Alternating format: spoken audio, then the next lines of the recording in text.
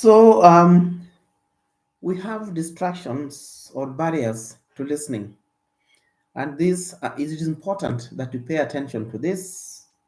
We have distractions. You can have phones. You can have the way a speaker looks, or even the way a speaker presents himself. You can have loud noises in the surrounding. You can have people fidgeting, opening their desks and whispering and um, doing all manner of distracting activities. You can have what is called selective listening. You are ignoring what the speaker is saying because, according to you, is not saying it the way it should be. You don't want to hear. That is not what I wanted to hear. I wanted to hear something different. So that is what is called selective hearing. That is actually a barrier to listening. Then you have assumptions. Assumptions means that you have already formed some opinions, or you look at the speaker or the lecturer. This lecturer is always so boring, or this lecturer puts things in such a difficult and complicated manner, um, is too complex, or this lecturer always says the same thing. There's nothing new they're offering. This is barrier, because it is not possible that somebody, no matter how similar what they're saying is, they cannot be the same things. There must be at least something, some percentage of something new in what they're saying. So when you do that, when you have assumptions about the speaker or the lecturer, then you are creating a barrier to listening for yourself. When you're being judgmental, this dress, this lecturer is not qualified. We understand that though she's teaching us communication skills, she's not qualified to teach it. Maybe she's qualified to teach another, something altogether. That is, you're being judgmental. You're already saying that the person, what they are doing, they don't know how to do, and you close your mind. When you have a mental block, then it affects your listening negatively. There could be what you call cultural differences. Somebody is not sensitive to the cultural differences of the listeners. They say something that is offensive culturally to the other, to the listeners. In this country, we have stereotypes. We have cultural stereotypes about each other. Some of us are supposed to be lazy. Some of us are supposed to be thieves. Some of us are supposed to be, whatever, something negative. So you must be sensitive to that kind of thing, because the moment you start referring negatively culture to some other people's culture, or even religion, or even gender, when you start talking negatively about men in a lecturer, then the men are going to resist you, and that's going to, they say, okay, I'm not listening anymore. I may not walk out physically, but I have walked out mentally. So that is there. So then there's also what you call defensiveness. When you want to not appear, you want to look like when you want to appear that you are not ignorant, or you're fearful that you may look too stupid when you ask your question, or you make a point, or according to what the lecturer is giving, you seem not to know anything. So you are thinking of maybe what to say or what to ask, and you are not listening properly. And then unfamiliarity with the subject. The subject is a bit out of your level, or out of your area of jurisdiction, or your whatever. But again, in a lecture situation, this should not be the case. This should not be the case maybe when you are listening to some general talk about some general things. But when you're in the lecture room, you're listening to your communication skills lecture, then it should not be that anything is so high out of your reach that it is acting as a barrier. Then you're in the wrong class. You probably be in a class lower or something. But also, the physical state of the listener can be a barrier. If, for instance, you are hungry, you are very hungry. I've seen it when I'm giving lectures at between 12 to 8 to 2. By the time 1:30 reaches, you might as well dismiss the class. People are so hungry, they're not listening. You can see they're just drawing mental pictures of ugali na sukuma wiki in their minds. So they're not even listening. When people are very tired, they did not have a good night's sleep, something happened, and they're very tired. For the two successive nights, maybe they've been traveling, they are very tired. They come to class, all they're thinking about is sleep. Though they must appear in class, but they're too tired. So they will not listen they will not listen properly. If somebody has a pounding headache, they are seated there and all they are listening to is the pounding headache, or their eyes. They have an eye problem. The eye is so painful, it is tearing. They can hardly listen. There was this stomach ache. I don't know what they ate last night. There was this stomach ache. It is not giving them peace. This person cannot listen. So, not being well, not being well physically, and not even just physically, but even mentally, something annoyed you so much in the last night, and you are still thinking about it, what you're going to do about it, and you are not mentally in the lecture. All those are barriers to listening. So, what are the strategies, therefore, to improve your listening? When you have all these barriers, what are you going to do to get around these barriers? And as I've said earlier, to come out with information, to come out with what you need to come out with. Now you must increase your listening span. That is number one strategy for your improving your listening skills. In other words, you must be in the right mental attitude. I am going for this lecture. You must have the objective for because of one, two, three. What I need to by the end of this lecture, I will have come out with one, two, three. So you put yourself in the right frame of mind, in the right mental attitude. You give yourself a positive mindset. You know, and also so when you're in the positive mindset, therefore you are prepared to listen. Come rain, come shine, come boring lecturer, come fast speaking lecturer, come whatever lecturer, you are determined to come out with something from this lecturer. So you listen to what the speaker is saying, and you make sense of what they're saying, and you want to listen to what they're saying rather than to what you want them to say. Listen to what they're saying rather than what you want them to say. So you must be in a positive mindset to improve your listening skill. Then give your full attention to the speaker. How do you give your attention to the speaker? You take notes, but taking notes will focus you.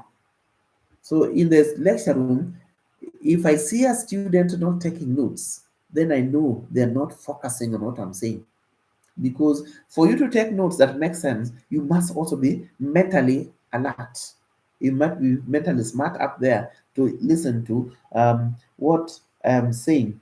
Like I said earlier on, you want to be able to engage with me to make me aware that listening, you must, be smiling nicely occasionally. Oh, that point, I can understand the point. He's been made nicely or whatever.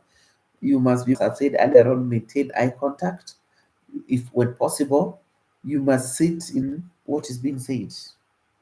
Now, there's something called, I'm sure you've heard the expression, reading between lines. You are reading something, a meaning that is not overtly expressed in the in what you're reading. There's also, similarly, there's also something called listening between lines. You listen to attitudes, you listen to motives, and you listen to needs. How do you listen to this? By the words that are being used. What connotation has that word?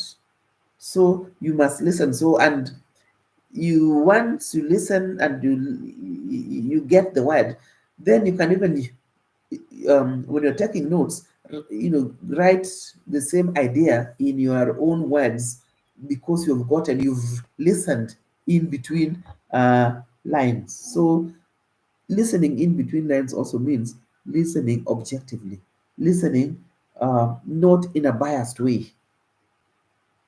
Even if you don't agree, but you listen. So it is in the course of listening that you'll discern, you'll differentiate between what you agree with and what you don't agree with. So get everything.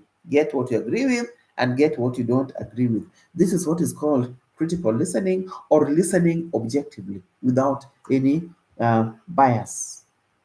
Now, also, one way of acquiring these skills is restating what has been said. Maybe at the end of the lecture, you may want to say, you may want to ask the lecturer or to restate, from your lecture, I discern, or I get it, that you are saying A, B, C, D. Even in just two sentences, you can give the general idea. You can illustrate the general idea. And if that is what was being said, then they'll agree with you. So for you to be able to restate the idea is because you are listening critically and you are asking yourself, what is the main idea here? What is the lecturer saying here? So when you are able to do that, you're able to restate what has been said, then your listening skills, you are improving your listening skill. So this also helps you to seek clarification, not just restating, but if there's a point that you didn't understand, you'll only know that is the point you didn't get if you are listening critically. So at the end of it all, then you can ask for explanation. You can ask for a clarification because you're listening critically. Okay, listen also for ideas as well as facts, not just the word. So you remember when you're talking about note taking, what is the main points? Which is the main idea? Which are just examples? Which are just maybe explanations? So you must be able to discriminate between facts and principles, ideas and examples, evidence and argument. And we talked about this quite comprehensively when you're talking about notes taking skills and speaking skills as well. The speaking skills are also brought on to bear on listening skills, because remember we said that in speaking skills you use words that guide your listener to what you are going to do next. So when you are listening, you are also listening for these words. You remember we talked about signaling in text. Signaling when you are, when in giving your speech. I've got two examples. This is, for example, or the main idea here, or there are two main ideas. Finally, all those that you yourself use when you're speaking, listen to them also when somebody is giving the lecture, so that they guide you. You then know which are the main ideas. You don't know how many. You then know how many main ideas are there. You then know which is the most important idea. Then you know which are the examples and which are just the explanations, which are the descriptions. I'm now going to describe. So listen to that and know that this is a description. So as use the signaling or the signposting that the speaker is using to listen and to interpret and to understand what you are listening to. So there's this also the urge to feel that you know everything about the situation. Maybe it's a very familiar topic, but this person may be approaching it from a different angle. So listen to that as well. This often happens a lot to me when I'm listening to sermons in church. And for that reason, if you're a keen sermon listener, you realize that simple stories in the Bible, like the prodigal son, it has got so many perspectives. Almost each preacher has got a different and interesting perspective, let's say, to the story of the prodigal son in the Bible. The story of maybe Jesus calling the fishermen to follow him. He goes to the lake shore and he finds these men fishing, and he tells them, "Follow me." One preacher will just concentrate on the follow me aspect. Another will concentrate on another aspect. So even if you know the story, when you go to church, it's not because you don't know the stories of the Bible. You know all of them. But because the speaker, is giving each one a new perspective, presenting it differently, it becomes interesting. So even in class, even if you know already what is being discussed, what the teacher or what the lecturer is presenting, listen and hear how they are giving it a new twist. You get something out of it. So don't always think that you know everything. You actually don't know everything. Nobody knows everything. It's only God who knows everything. Then keep an open mind. Keep an open mind. Don't listen to your own prejudices, especially about maybe the speaker, or even about the topic. You may have some certain thoughts, some certain formed ideas about the topic, about the speaker. Keep this out of your mind. Ignore the speaker's appearance. Don't ignore their unpolished shoes, ignore their shabby hair, ignore their crisp shirt or dress, and concentrate on what they are saying. Ignore even their manner of presentation. Sometimes a speaker can have a very distracting manner of presentation, but it is up to you, the listener,